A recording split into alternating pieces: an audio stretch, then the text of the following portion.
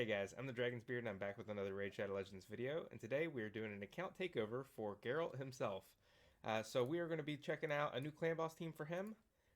Basically his goal of this is to try to get a little bit of extra damage out himself so that we can go in and healthily take down Ultra Nightmare for his clan. So what he's working with right now is kind of like a War Crusher comp here. So we've got an Unkillable going. This one's pretty decent, but it has a little bit of an upside in terms of damage output. So what we're going to be doing here is making use of the Turvold that he has, which is kind of just sitting there in the champion storage. So we started out with not too much silver here, about 5 million, and I've been trying to make these builds work as best as I can, and we were able to get some pretty good stuff together there. So I will go through the comp and the builds. This one is going to be a version of the Myth Fu, but we're going to be using Turvold to bring that weaken, and then Fushan doing the decreased defense in order to put up some big numbers here and break into 1 key range, possibly even do a little bit more than that.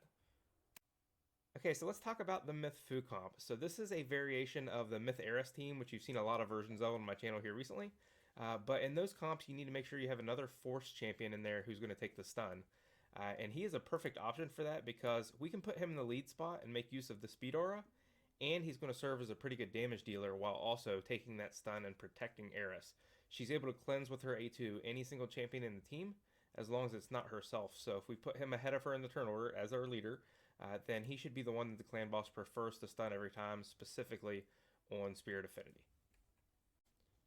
So the first build I want to show you is for Fushan. So we've got him in a crit and a perception set, trying to maximize attack and accuracy. So what he's running at is 185 speed. We've got him packed with as much damage as we can.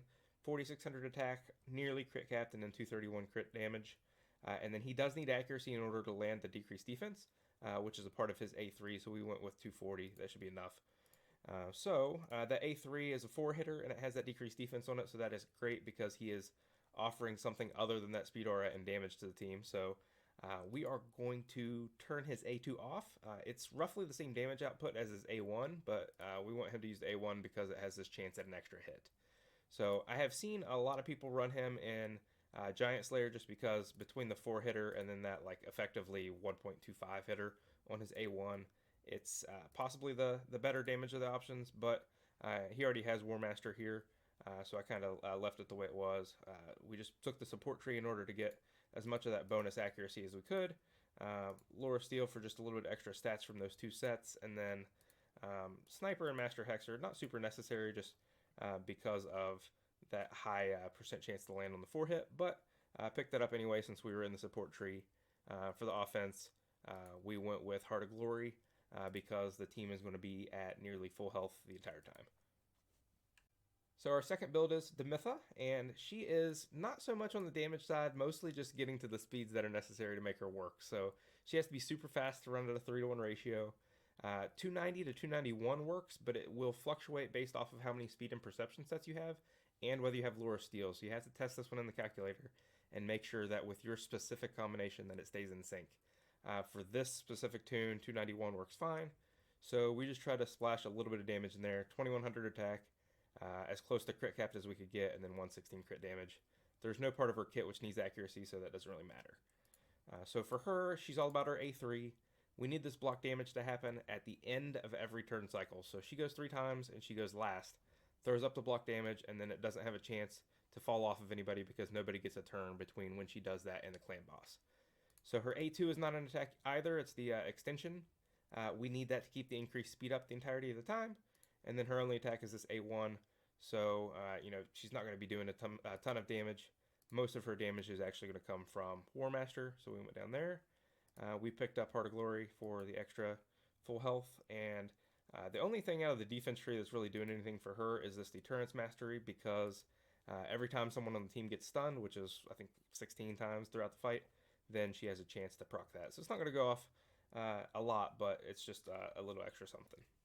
So our next build is Seeker, and he was originally used in the other team at a completely different speed, so we had to slow him down quite a bit in order to make it work in this team. So he's running at 185. He is one of the 2-to-1 champions. We were able to get him into attack boots, so he's up to 3700 attack. Not quite crit capped, but 91%, and then 233 crit damage. We do not need accuracy for his kit. His provoke will not do anything on the clan boss. So he's all here for the A2. He's basically cycling back to this every single turn in order to boost a turn meter. That 30% turn meter fill is second to none in terms of the 2-turn cooldown effectively. So he is a monster, and he can do a decent amount of damage. So we've got him also going down to War Master. The offense tree is same as the other ones with Heart of Glory, and then same deal here. Defense tree is really just for the deterrence mastery. We didn't need anything out of the support tree in order to take that. So if he was in a toxic set, you would probably want to go down to Lure of Steel, Sniper, and then Master Hexer. But this account doesn't have super good toxic gear or a lot of silver in order to level it up to where we need it to be. So we went ahead with some of the gear that was already leveled up. So our next champion is Eris, and she needs to also be kind of snappy in order to run at that 3-to-1 ratio. So she is at 262 speed in order to get there, and she can do a pretty decent amount of damage, especially for a rare. So we got her as much attack as we can at nearly 3,200. She's right at crit cap, and then 153 crit damage. Nothing here. Accuracy is important, so you can completely ignore that. For her, she's all about this A2. She's bringing increased speed, but then she's also going first in the turn order, and she's able to cleanse that stun or the affinity debuff off of whoever gets it in the team. So again, she can use this on anybody other than herself, so as long as she doesn't get stunned and goes first in the turn order, then she's able to keep the team protected. If you have fast toxic gear enough to get to the speed that's necessary, she is a perfect candidate for that because she's going to use the A1 twice every clan boss turn, and then she's also got this counterattack as a part of her passive, so 3 chances to put on that toxic debuff. So I went ahead and took support tree because we need her not to get stunned, so she's got steadfast in order to kind of count as an extra buff and keep the clan boss from targeting her. We're also going to put her dead last in the champion select order, and that will help keep her from being the one that the clan boss wants to target. For Lure of Steel, that's just a little bit extra stats, and then I went ahead, once he finishes the scrolls here, if he moves her into toxic gear, then he'll be right there to take Sniper and Master Hexer, so I kind of got it prepared for when that happens. But again, we didn't have the fast enough toxic gear or the silver in order to make that happen for this specific build. So offense tree just like everybody else, all the way down to War Master with Heart of Glory. Alright guys, so I saved the best for last here, and that is Turvold. So he is my favorite champion in the game by far. He's got like this awesome Nordic feel, some kind of like runes going on with his arm there, and then this giant sword.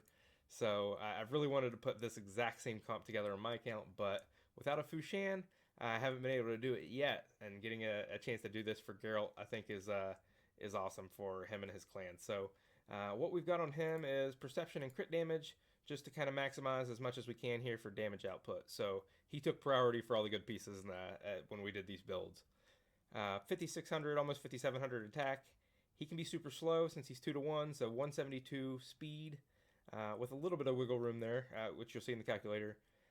He does not need to be completely crit capped because he's got 30% coming from his buff on his A2. So we've got him at 73, 70 is all we need. And then crit damage, we just loaded him up, 268. So accuracy is a little bit low than what I would want, but he's going to use that A1 enough that I think it'll be fine. So 235 should be sufficient, and that can always get better with glyphs. So for his masteries, we've got him also going down to War Master with Heart of Glory, and then same deal for the defense tree, picking up deterrence for a few extra counterattacks throughout the fight. So this A2, the neat part about this is that since Eris is already bringing the increased speed, it doesn't cause any problems for him to use his A2 since he's just going to take her increased speed off and replace it with his own. So it works really well out in this comp. Alright, so we've got Garelt up here. He's already put up a 56 million key today, but we are going to say goodbye to the 2 key damage, and we're going to upgrade the Ninja War Crusher to a lot better 1 key team. So I've already got the AI programmed in here for the Myth Fu, and let me show it to you here real quick so you know what to do. Here's what I was talking about with the A2 for Fushan. We got that turned off, and we just want him to prioritize the decreased defense. So for Turvold, you really don't need to change or program anything in, but for safety, I just went ahead and had him prioritize his A2, and then also second priority for the A3. He should do this exact same thing on auto anyway. So for Demitha, we just need to make sure that she uses her stuff on cooldown, and she needs to start with her A3, and then do the A2, and then the A1. So that'll repeat for the rest of the fight, but there's occasionally where she has not done what I needed her to do on auto, so I went ahead and programmed those in anyway. For Seeker, we just need a 1-turn delay on his A1, and that'll be all we need. And then for Heiress, same deal. She sometimes does not use this cleanse when we need it to, so we went ahead and put her on first priority for that, and that she'll use it on cooldown. Alright, so with the way that we just configured that, the team will do exactly what we want it to on full auto, so we can just kick it off and let her rip. So this sinks in very early. By the top of turn count 2, then what you're going to see is Eris is going to go first. She's going to cleanse off whatever affinity debuff is going on. And then by the bottom of turn 2, then Demitha is going to go last, and she's going to throw up that block damage. So we're coming around to that here in a moment. Turn 1, I think it ends with Fushan. Alright, there we go. And here's the decrease attack, which she takes off immediately with the A2. And then we've got everybody that kind of starts throwing out their abilities, and this is when the turn count really picks up. So at the end here, it'll go Fushan and Demitha. Demitha will throw up that block damage, and then from that point forward, she will go last for the rest of the fight. There it is, and Clan Boss turn. So we see Seeker got stunned here. As long as it's not Eris, then she just takes that right back off. And then everything will repeat itself. So this is a long fight with all the turns. I will let this play through, speed it up, and then join you at the end for checking out the final damage.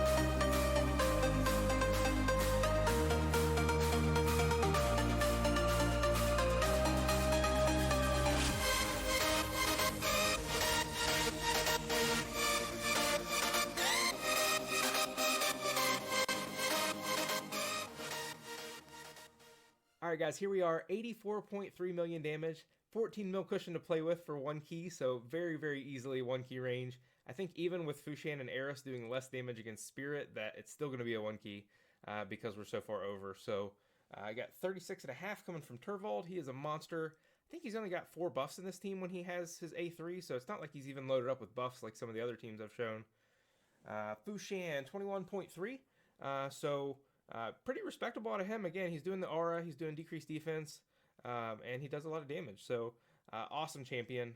Demytha, as I mentioned, she's not really doing that much damage at 40 or 4.6, 4.7 almost million. And then for Seeker and Heiress, I just got to call attention to the fact that they can do like over 15 million damage if you put them in toxic gear. So, Seeker at 10.5 and Heiress at 11.3. You know, this team has nowhere but up to go. So, you know, check it out. It's full auto. It's got a rare in the team for the advanced quest. Like, you can't beat this.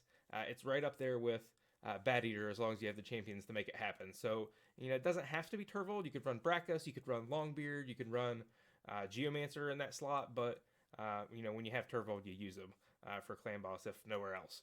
So, I got to give credit to the people that helped put this tune together, like Facemelter, ShortOnSkillz, Sapphyra over in the Deadwood Jedi Discord. You guys are awesome.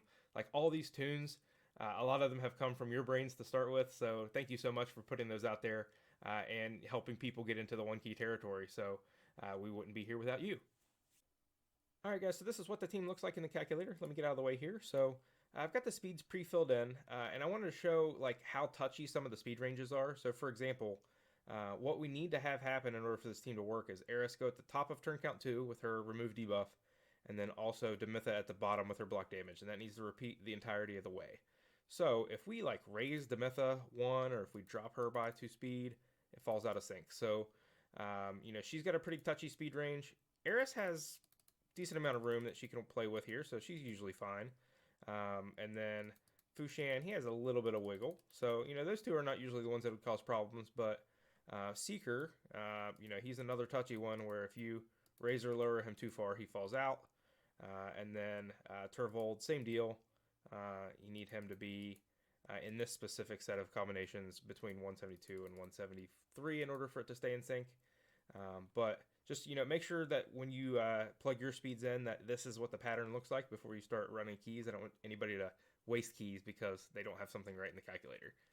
So if we kick it over to Nightmare, it's going to look the exact same as Ultra Nightmare. We've got Eris at the top and Demytha at the bottom going the entirety of the way. And then for Brutal, it looks slightly different, mostly just on turn count 2. Eris goes a little bit early because she's faster than Clan Boss here, and she's not going to be at the top of turn count 2 in order to do that remove debuff, but there's only going to be 2 ticks before Demytha comes in, and her A2 has that kind of cleanse mechanic built into it with the debuff reduction. So even though Eris isn't able to do that, Demytha can. So even on Brutal Spirit, it should be fine, because starting with turn count 3, Eris is going first, and she's able to cleanse that stun, and then every affinity debuff after that. So, even if this team on Brutal does not last all 50 turns, it does enough damage that you're going to be able to get the top max chest anyway. But, it does work. Alright guys, we're about to wrap this one up, but I got the Nightmare key running in the background, and it hit 1 key territory at like turn count 23 or something. So, definitely capable of putting up some big numbers. Garelt, I hope you enjoy the new team. Hope it helps out you and your clan. He's actually on the opposite side of the world from me, so he's sleeping right now while I was putting this stuff together, and I'm hoping when he wakes up tomorrow, he's going to be able to hop in here and see what I put together for him and have a nice surprise. So, guys, I hope you enjoyed this team. I've got some more stuff coming that I'm putting together on my account. The long-awaited Myth Salad comp that has been requested in some of the comments, as well as some of the other things that I've got going down the pipeline, in addition to things that aren't Clan Boss comps. So, until then, I've been the Dragonsbeard, and thank you for watching.